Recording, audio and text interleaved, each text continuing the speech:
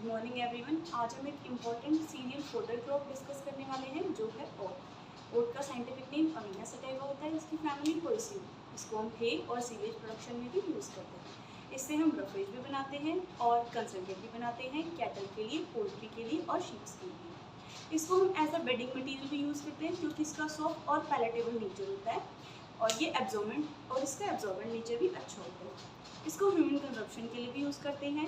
10 से 12% तक इसमें प्रोटीन प्रेजेंट होता है। 30 से 35% तक हमारे पास इसमें ड्राई मैटर एक्यूमुलेशन होती है। बहुत सारी जगह पे आज भी ओट को ब्रेकफास्ट के तौर पे कंजप्शन की जाती है।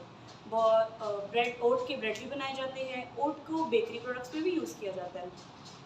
ओट में बहुत सारी मेडिसिनल प्रॉपर्टीज़ भी होती हैं, जैसे कि मेंस्ट्रुअल साइकिल की रेगुलेशन कराने में हेल्प करता है। ये ऑस्टियोपोरोसिस में हेल्पफुल होता है। ऑस्टियोपोरोसिस एक ऐसी डिजीज़ होती है या फिर ऐसी कंडीशन होती है जिसमें हमारे पास जो बोन्स होती हैं वो बहुत ज़्यादा वीक और ब्रिटल हो जाती हैं और ये यूरिनरी ट्रैक्ट के जो जितने भी इन्फेक्शंस होते हैं उनको भी क्योर करने में हेल्पफुल होता है।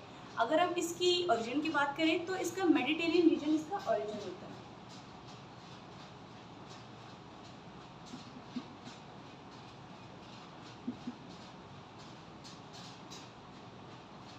एरिया प्रोडक्शन की बात करें तो ये इम्पॉर्टेंट 6 सीरियल क्रॉप्स में हमारे पास एक मेजर रोल प्ले करता है। सबसे पहले आता है वीट, राइस, बार्ले, मेज, सोरगम और 6 पे आता है हमारे पास ओट। इंडिया में हमारे पास मेजरली ओट प्रोड्यूसिंग स्टेट्स हैं हरियाणा, पंजाब, जम्मू कश्मीर, महाराष्ट्र, राजस्थान, मध्य प्रदेश, उत्तर प्रदेश।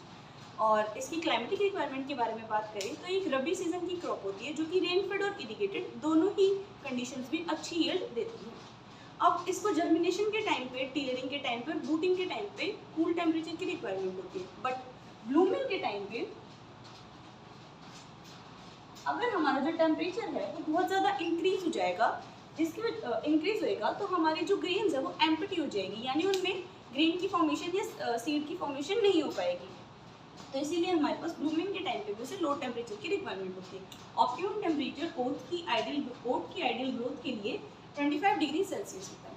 और अगर हमारे पास जर्मिनेशन के टाइम पे ही बहुत ज़्यादा लो टेम्परेचर और अगर फ्रोस्ट की कंडीशन आती है तो इसकी वजह से हमारे पास जो ओट की जर्मिनेशन होती है वो डिले हो जाती है। अब हम बात करते हैं कि सॉइल रिक्वायरमेंट कैसी होनी चाहिए ओट की।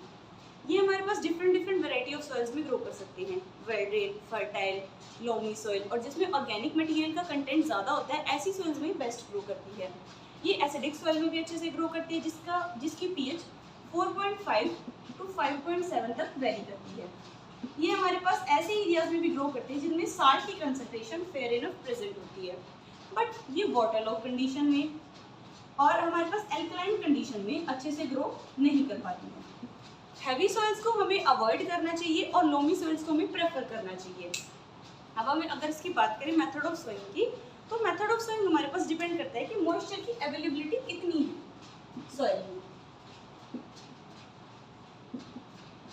अगर हमारे पास sufficient amount of moisture present है तो हम कैरा मेथड से इसकी सोइंग करते हैं।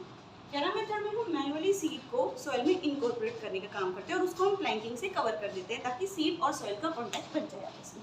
और अगर हमारे पास ऑप्टिमम मॉइस्चर प्रेजेंट नहीं है तो हम पोरा मेथड के यूज़ करते हैं। पोरा मेथड में हम फनल के थ्रू हमारे पास फरोज बनाते हैं छोटी छोटी और उसमें सीड सॉइल में सीड को इनकॉर्पोरेट करने का काम करते हैं। इसको हम सीड कम ड्रिल से भी सोइंग करने का काम करते हैं। सीड कम ड्रिल क्या होता है?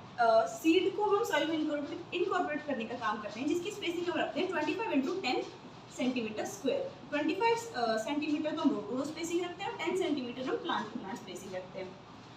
अगर हम इसके सीडेड की बात करें तो दो टाइप की वेराइटीज़ होती है हमारे पास, स्मॉल सीडेड वेराइटीज़ और bold seeded varieties. Small seeded varieties के लिए हम 75 किलोग्राम पर हेक्टेयर तक जो सीड है, सीड रेट हमारे पास इसमें रिक्वायर्ड होता है स्मॉल सीडेड वेराइटीज़ के लिए। बोल्ड सीडेड वेराइटीज़ के लिए 100 किलोग्राम पर हेक्टेयर हमारा जो सीड रेट है वो रिक्वायर्ड होता है।